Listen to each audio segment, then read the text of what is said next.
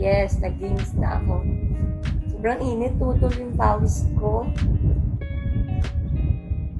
Hoy, thank you! Thank you so much! Sino yun? Bakit hindi ko makita? Si Noylis Opa. Thank you!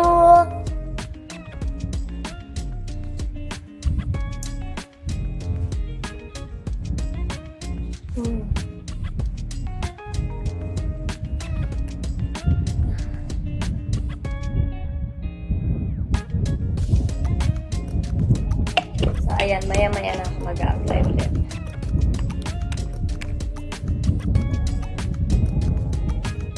Nagwe-wet siya, oh. Kasi ang init eh.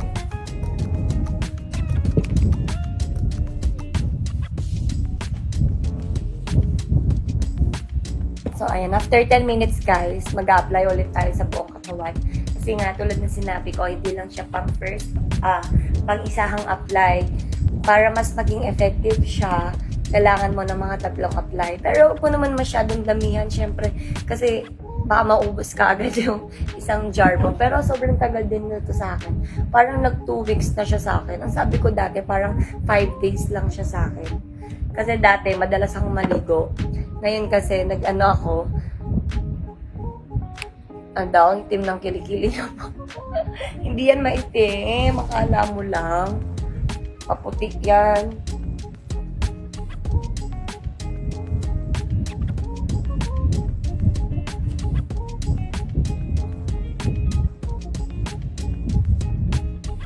Pangati yung mukha ko.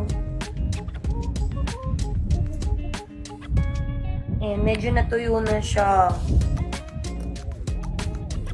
Ito yung isa medyo wet pa. Ilang minutes na ba tayo?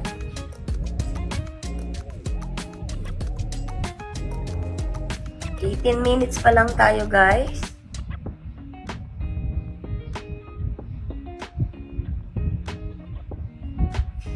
Thank you, Kim John. Thank you sa mga nagpa-follow.